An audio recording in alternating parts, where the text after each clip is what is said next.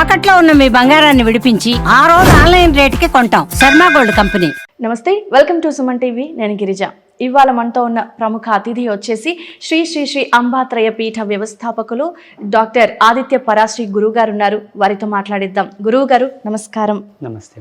గురువుగారు, మీరు అనుమతి ఇస్తే, అంటే మీ వీడియోస్ నేను క్రితపూర్వం చాలా వీడియోస్ చూశాను. సో ఎప్పుడు కూడా అమ్మవారి గురించి, శ్రీమాత గురించి ఎప్పుడు కూడా చాలా ప్రత్యేకించి చెప్తూ ఉంటారు. విధి విధానాలు పాటించాల్సినవి, చేయకూడనివి ఏంటి అని. సో ఆ వీడియోస్ అన్నీ చూశాక నాకు కొన్ని రకాల ధర్మ సందేహాలు అనుకోవచ్చు ఉన్నాయి. సో మీరు అనుమతిస్తే నేను అడుగుతాను గురువుగారు. తప్పకుండా. ఓకే గురువుగారు.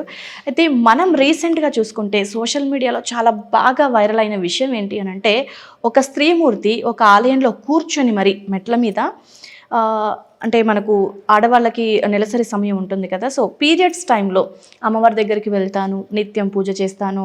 సో పీరియడ్స్ టైంలో కూడా అమ్మవారికి అభిషేకాలు, అర్చనలు అన్నీ చేస్తాను. నేను దాదాపుగా ఒక 5 ఏళ్ల నుంచి నేను ఈ కార్యక్రమాన్ని కొనసాగిస్తున్నాను, నాకేం కాలేదు, నేను బాగానే ఉన్నాను అంటూ చాలా హల్చల్ అవుతుంది ఆ వీడియో. అంటే అసలు ఎలాంటి మెసేజ్ ఇస్తుందో చూసే వాళ్ళకి అర్థం కాని పరిస్థితి. మనం ప్రస్తుతం కూడా ఇక్కడ మనకు చాముండేశ్వరి అమ్మ ఉన్నారు, అక్కడ త్రిముఖంగా త్రయంబక అమ్మవారు ఉన్నారు. సో ప్రజెంట్ మనం కూడా అమ్మవారి గుడిలోనే ఉన్నాం కదా గురుగారు. నిజంగా అది ఎంతవరకు సమంజసం అంటారు? నిజంగా పీరియడ్స్లో అమ్మవారికి అభిషేకాలు, అర్చనలు, పూజలు చేయొచ్చు అంటారా? అందుకే మన పెద్దలు కొన్ని నియమాలు పెట్టారు.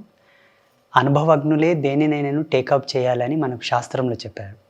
అంటే పరిపూర్ణమైన అనుభవంతో ఉండేవాళ్ళే దేన్నన్నా ముందుకు తీసుకురావాలి. అనుభవం లేని వాళ్ళకి ఏమి ఇవ్వద్దు, ఇస్తే సమాజం సర్వనాశనం అవుతుందని పెద్దలు చెప్పేవాళ్ళు. ఇప్పుడు మీరు చెప్తున్నటువంటి ఈ అంశాన్ని వినడానికే నాకు అసహ్యం వేస్తుంది. బహిష్టేమిటి, పీరియడ్స్ టైంలో దేవుళ్ళ దగ్గరికి వెళ్ళడం ఏమిటి, అభిషేకం చేయడం ఏంటి, ముట్టుకోవడం ఏమిటి, ఇదంతా కూడా ఏంటంటే వాళ్ళ అజ్ఞానానికి పరాకాష్ట. నేను కూడా చూశాను, చాలామంది నాకు వీడియోస్ పంపించారు. మీరు కూడా శ్రీ విద్యలో ఉన్నారు కదండి, ఇది ఎంతవరకు వాస్తవము, శ్రీ విద్య తంతులో ఇది ఉందా, శక్తి పరంపరలో ఇది ఉన్నదా, మీరు అమ్మవారి దాసులు కదా చెప్పండి అన్నారు. మాట్లాడడానికి హేయకరంగా ఉన్నదండి, ఏం చెప్పాలని చెప్పేసి నేను మాట్లాడలేదు. సందర్భానుసారిన జగదంబ యొక్క సముఖంలో మనం ఉన్నాం. మీరు అడుగుతున్నారు. కొండాపూర్లో వెలిసినటువంటి అర్ధనారీశ్వరి దేవాలయమే అశాస్త్రీయము, శాస్త్ర ప్రమాణమైన దేవాలయం అది కాదు. అది ఒక వ్యాపార కోణంలోనే దాన్ని కట్టారు అని నేను అనుకుంటున్నాను. ఎందుకంటే ఇది వేదాంత సత్యం. ఆ ఆలయాన్ని శాస్త్ర ప్రమాణంగా కట్టలేదు, అది శాస్త్ర ప్రమాణమైనటువంటి ఆలయం కూడా కాదు. అర్ధనారీశ్వరి అన్నది ఒక అంశ, భావాత్మకమైన ఒక దర్శనం, స్త్రీ పురుషులు ఇరువురు సమానమే అని చెప్పే ఒక కోణం, అది వివరణాత్మకమైనటువంటి దర్శనమే తప్ప ఆలయ రూపకల్పనకు ప్రతికూలం, సానుకూలమైనటువంటిది కాదది. ఓకే. ఇప్పుడు మనకు దేవేరులకు, అయ్యవారికి, అమ్మవారికి తంతు చేసేటప్పుడు అక్కడ స్త్రీ సూక్త పఠనం చేయాలా, పురుష సూక్త పఠనం చేయాలా? ఒకవేళ అమ్మవారికి మంగళసూత్రం వేస్తాం, ఇప్పుడు ఒకే మెడలో 2 భాగాలు ఉంటాయి కదా, మంగళసూత్రం ఇద్దరు కలిపి వేయాలా? ఓకే. మెడ ఒక్కటే, సగం అమ్మ సగం అయ్య, మంగళసూత్రం ఎట్లా వేయాలా? కుదరదు. 1 సైడ్ వేయాలనా? 1 సైడ్ మంగళసూత్రం వేస్తే మధ్యలో గీత పెట్టేస్తావా? తాడు ఎక్కడ కడతావు మెడకు? తంతు భేదం జరగడానికి అవకాశం ఉన్నది. అక్కడ చాలా మానవుడి తన యొక్క అజ్ఞానంతో అది కట్టాడేమో కానీ శాస్త్రం దాన్ని ఒప్పుకోదు. అటువంటి దేవాలయ దర్శనం కూడా చేసుకోవద్దు దయచేసి. అజ్ఞానంతో నిర్మాణం చేశారు కాబట్టి అజ్ఞానపూరితమైన ఆలోచనలే వస్తాయి. ఇకపోతే ఆ వీడియోలో ఆమె ఏం చెప్పిందంటే, ఆడవాళ్ళు పీరియడ్స్లో దేవాలయం పోతే తప్పేంటి అన్నది. అమ్మ, మేధోమూర్తివమ్మ, నువ్వు చాలా గొప్పదానవు, సమాజానికి మంచి మెసేజ్ ఇచ్చావు. ఆనాడు సీత, అనసూయ, సావిత్రి, మండోదరి, రుక్మిణి లాంటి పతివ్రతల కన్నా గొప్పదానవా నువ్వు? వాళ్ళకు బుద్ధి లేదా? వాళ్ళకు జ్ఞానం లేదా? వాళ్ళెందుకు నియమాలు పాటించారు? ఈనాడు నువ్వు గొప్ప సంఘ సంస్కర్తవా? సమాజాన్ని దిశానిర్దేశం చేయడానికి వచ్చావా? వాళ్ళకన్నా నువ్వు తెలివిమంతురాలవా? అందులో ఇంకో మాట గురువుగారు, ఇది దేవుడి సృష్టే కదా, దేవుడు పెట్టిందే కదా, సో మనం దేవుడికి పూజ చేసి తప్పేంటి అనేది ఇంకో మాట. దేవుడు పెంట కూడా సృష్టించారు, పులుముకుంటావా ఏంటి? దేవుడు పెంట కూడా సృష్టించాడు, పులుముకుంటావా? దేని పద్ధతి దానికి ఉంటుంది. ఋతుధర్మం గురించి, ఋతుస్రావం గురించి, ఋతు మార్గం గురించి మొదట తెలుసుకోండి. అది హేయమైంది, అది అస్పృశ్యమైంది కాదు, కానీ దాని పవిత్రత దానికి ఉన్నది, దాన్ని ఎలా వాడాలో అలాగే వాడాలి. ఇదంతా ఏంటంటే వాళ్ళు వాళ్ళ యొక్క స్వలాభాన్ని వాళ్ళు హైప్ చేసుకోవడానికి చేసినటువంటి ప్లాన్. కానీ దైవం సత్యం కదా, ఇరుక్కుపోయారు. ఏదో చేద్దాంలే, ఏదో ఇద్దాం అనుకున్నారు, అది సబబు కాదు.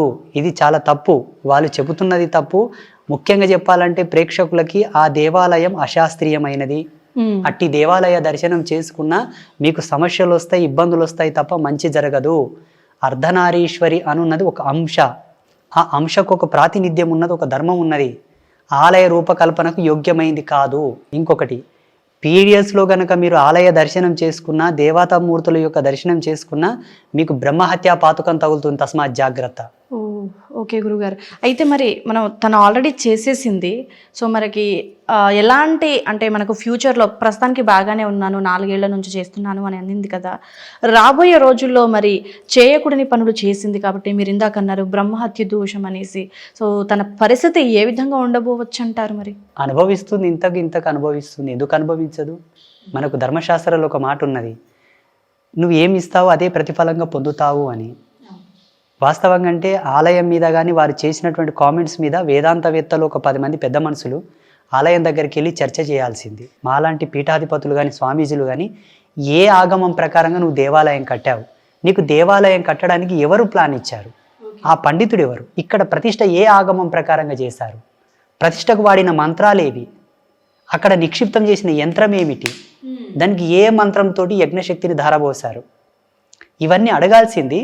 కాకపోతే ఏంటంటే సమాజంలో మానన్న వాళ్ళు మనకే సపోర్ట్ చేయరు కాబట్టి మీరు అడుగుతున్నారు. నేను ప్రేక్షకులకు అందరికి చెప్తున్నాను, ఆమె చేసిన కామెంట్ తప్పు, ఆ దేవాలయం కూడా తప్పు. ఓకే.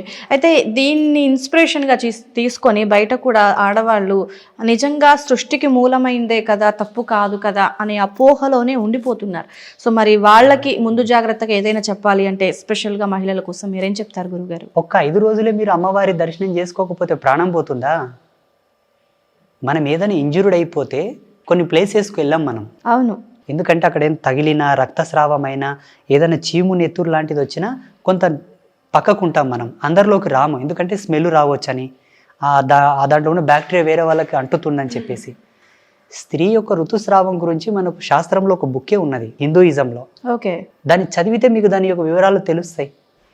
ఎలా ఉంటుంది ఆమె స్థితి ఏంటి, ఆమె పరిస్థితి ఏంటి, 5 రోజులు ఎలా ఆమె నడవడికలో ఉంటుందన్నది.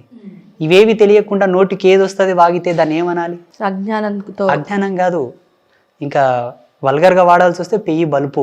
ఓకే గురుగారు, నిజంగా కళ్ళు మూసుకుపోయి మూర్ఖంగా ప్రవర్తించింది. సో నిజంగా అలా ప్రవర్తించే వాళ్ళకి పైన దేవుడు చూస్తుంటాడు. ధన్యవాదాలు గురుగారు.